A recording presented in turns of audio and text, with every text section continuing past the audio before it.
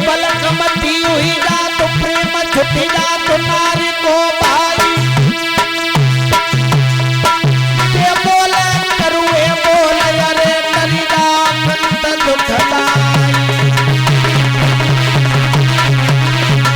लला जा दिन से आई ब्याई आ ब्याई अलकमत गली पे उठाई मर जाओ पिया दुखदाई मोए याद न तुम्हारी भाई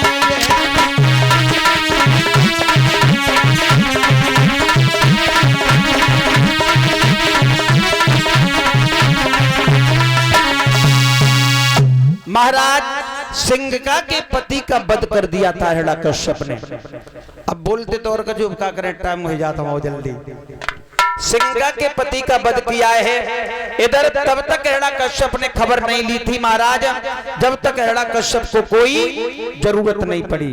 और जब देखा कि प्रहलाद नहीं मर रहा है तब ये हिरण्यकश्यप पहुंचा था सिंघका के पास। सिंघका से सारी बात कही है। तो सिंघका चली थी प्रहलाद को मारने के लिए। प्रमाण ये मिला है कि माह के महीना में सिंघका पहुंची है और यहाँ जाकर के प्रहलाद को समझाया बेटा नारायण का नाम छोड़ दे। प्रहलाद ने जब मने कर दिया तो सिंघका ने महाराज एक बहुत बड़ी चिता तैयार करवाई है और प्रहलाद को लेकर के वही शीतला चीर लेकर के जिसमें अग्नि व्याप्त नहीं होती थी उसी चीर को लेकर के प्रहलाद के साथ आज उसी चिता के अंदर बैठ गई और अपने भैया से कहा कि इसमें तुम अग्नि को लगवा दो, ये जल करके राख हो जाएगा।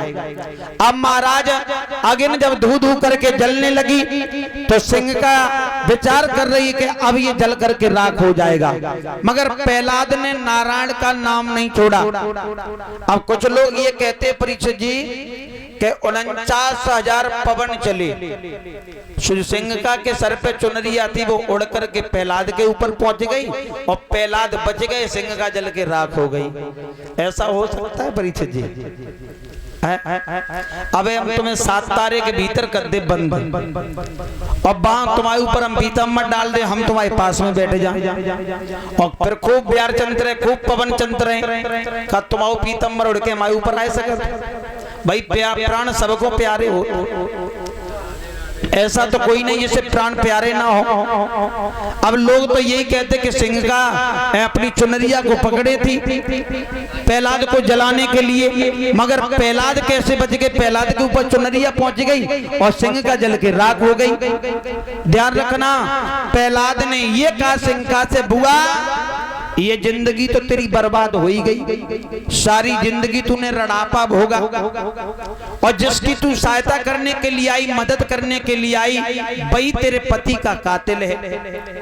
तेरे पति को मारने वाला कोई और नहीं, तेरा भाई है और आज तू अपने भैया का साथ दे करके परमात्मा के भक्त को मारने जा रही है। तो ये जिंदगी तो तेरी बिगड़ी गई, मगर अगली वाली जिंदगी भी बिगड़ रही है। ताशो परमात्मा को नाम ले ले तू, ताशे तेरो कल्याण हो जाए। तो सिंघका ने विचार किया बालक तो छोटा है और मेरे भैया ने सारी ताकत लगा दी फिर भी इसे नहीं मार पाया है, तो फिर भला हम काय को पाप के भागीदार बने।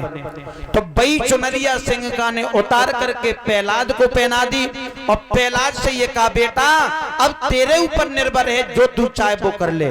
तो प्रहलाद ने कहा बुआ अगर तू अपना कल्याण चाहती है तो केवल परमात्मा का नाम लेती रहना, तेरा उद्धार हो जाएगा। तो महाराज सिंघका परमात्मा का नाम लेना शुरू हो गई। चुनरिया के कारण जो प्रहलाद थे वहां पर बच गए। अब जब बचे हैं तो 1 महीने बाद जब अग्नि शांत हुई है तो सभी दैत्य विचार कर रहे हैं कि प्रहलाद जल के राख हो जाएगा।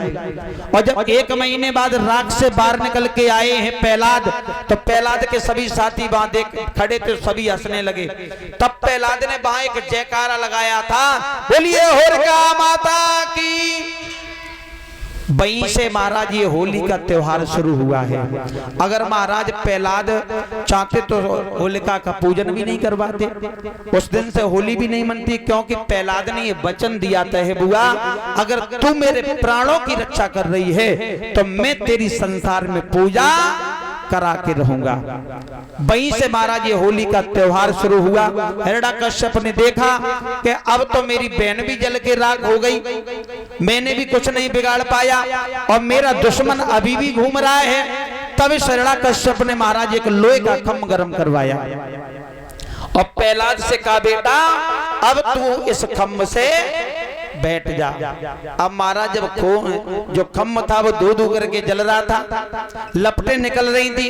प्रहलाद ने देखा ये खम्भ तो इतनी धू धू करके जल रहा, अगर हम जा से धोखे से बैठ गए तो हड्डी हड्डी बच्चे मांस सब जई में लगो रह जाए। मगर भगवान ने देखा मेरा शिष्य मेरा भक्त अंतिम परीक्षा में फेल हो रहा है, तो चींटी का रूप धारण करके उसी खम्भ पे ऊपर नीचे जाना शुरू हो गए। प्रहलाद ने देखा जब छोटी सी चींटी नहीं जल रही है तो फिर मेरो भला का बिगड़ सकता। आगे बढ़े, नारायण हरि कहते हुए उस खम्भ से जाकर के भेंट गए। और जैसे ही खम्भ से भेंटे, प्रहलाद को देख करके हिरण्यकश्यप चीख पड़ा, ये तो अभी भी नहीं मरा। बोले कहां है तेरा भगवान? प्रहलाद बोले मेरा भगवान इस खम्भ में है, तुम्हारे अंदर है, तुम्हारी तलवार में है। अब हिरण्यकश्यप चारों तरफ भागने लगा, मगर प्रहलाद खम्भ को नहीं छोड़ रहे हैं। बोले खम्भ को छोड़, बोले नहीं मेरा परमात्मा इसमें है। जैसे ही हिरण्यकश्यप ने तलवार चलाई तो महाराज जो खम्भ था वो बीच से फट गया। भगवान नारायण प्रकट हुए। बोलिए नारायण भगवान की, जिनका आधा शरीर नर का है और आधा सिंह का है। भगवान ऐसे भागे और भाग करके महाराज हिरण्यकश्यप को ऐसे दबोच लिया जैसे बड़ा पक्षी छोटे पक्षी को अपने पंजों में जकड़ लेता है, और ले जाकर के बांध रखा कहां? उसके मैल के बीचों बीच बैली पे। भगवान बोले तूने मेरे भक्त को बहुत सताया, बहुत परेशान किया, अब तुझे मैं छोड़ूंगा नहीं। तो हिरण्यकश्यप हंसने लगा। बोले तुम आए जरूर हो, मुझे मार नहीं पाओगे। बोले क्या? बोले हमारे पास बहुत सारे वरदान हैं। अब हिरण्यकश्यप की बात को सुनकर के नरसिंह भगवान विचार करने लगे, किसी के वरदान हम इस तरीके से तो नहीं कर सकते हैं। हिरण्यकश्यप से कहा भैया तेरे जो वरदान है बोल, तेरे वरदानों को काटने के बाद हम तुझे मार के ही जाएंगे। तो हिरण्यकश्यप ने कहा कि मेरी मौत न नर से हो ना पशु से। भगवान बोले अब मेरी तरफ देख ले, मैं नर है या पशु? हिरण्यकश्यप बोला प्रभु आधे तुम नरसिंह हो और आधे शरीर मानव का है, न तो तुम नर हो ना ही पशु हो। भगवान बोले तो फिर? बोले का काम। बोले और कुछ? बोले हाँ मेरी मौत न दिन में हो ना रात में। तो उस समय संध्या का समय था परीक्षित जी, और संध्या का समय कहते हैं सूर्य अस्त के 1 घंटा पहले और 1 घंटा बाद का समय संध्या का समय होता है। अब महाराज ना उस समय रात थी और ना ही दिन था। भगवान बोले ना रात है दिन ना दिन है, बेटा बता अब क्या करें? बोले ये भी काट दे। बोले और बता? बोले ना मेरी मौत ऊपर हो ना नीचे। भगवान बोले अब देख ले ऊपर है या नीचे। भगवान ने उसे अपनी जंघाओं पे रख लिया था। बोले ना ऊपर है ना हम नीचे हैं तुम्हारी जंघाओं पे। भगवान बोले अब बता? बोले और है। बोले और बता? बोले ना मेरी मौत भीतर हो ना बाहर हो। भगवान बोले देख ले आंखें खोल के। महाराज हर वरदान को काटते गए, अंत में उसने कहा कि मेरी ब्रह्मा की रचाई हुई सृष्टि के द्वारा मेरी मौत ना हो। तो भगवान ने जवाब दिया मुझे ब्रह्मा ने नहीं रचाया, मैंने स्वयं ब्रह्मा को उत्पन्न किया अपनी नाभि से, कमल कमल पर ब्रह्मा। बोले अब? बोले एक और रह गया। बोले बताओ? बोले मेरी मौत साल के 12 महीनों में न हो। तो भगवान ने विचार किया कि ये बात तो सही कह रहा था। वहीं पर भगवान ने लौंद का महीना तैयार किया था, जिसे अधिक मास बोलते हैं, जो 3 वर्षों में महाराज 1 महीना तैयार होता है। भगवान बोले ये 13वां महीना तेरे लिए है। और कुछ? बोले ना मेरी मौत जिंदा से हो ना मुर्दा से। अब भगवान भी चक्कर में पड़ गए, विचार करने लगे बाहरी परमात्मा वचन देता है वरदान देता है, यही भूल जाता कि हम क्या वरदान दे रहे हैं। भगवान विचार करने लगे अब इसे मारे तो मारे कैसे। भगवान ने एक बात कही बेटा जी बता तूने नाखून काटे? हिरण्यकश्यप बोला हाँ काटे। काटने पर दर्द हुआ? बोले नहीं। कैसे हैं? हिरण्यकश्यप बोला मुर्दा। भगवान बोले अगर मुर्दा है तो फिर 15 दिन में बड़े बड़े क्यों हो जाते हैं? बोले जिंदा। भगवान बोले ना ये जिंदा है ना ही ये मुर्दा है। आगे बढ़ करके भगवान ने भाई लंबे लंबे नाखूनों से उसके उदर को चीरा और उसकी अंतरात्मा से महाराज आंतों को निकाल करके गर्दन में डाल ली। इस तरीके से हिरण्यकश्यप का अंत हुआ। अब जितने देवी देवता थे वो सब घबराने लगे। प्रहलाद से कहा तो प्रहलाद भाग करके भगवान की गोदी में बैठ गए। भगवान ने अपनी जिह्वा से प्रहलाद को चाटना शुरू किया है और चाटते चाटते जब भगवान का क्रोध शांत हुआ तो भगवान ने कहा बेटा अब तू कुछ मांग ले।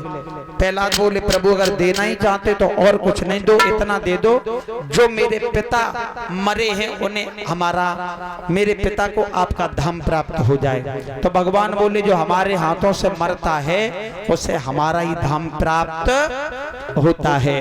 इस तरीके से महाराज भगवान ने अपने भक्त की रक्षा की है। बोलिए नरसिंह भगवान की, बोलिए सदगुरुदेव भगवान की। आइए सभी भक्त तालियों के साथ एक परमात्मा का छोटा सा संकीर्तन, उसके बाद यहाँ से बड़ा ही पावन प्रसंग आ रहा है सूर्यवंश का।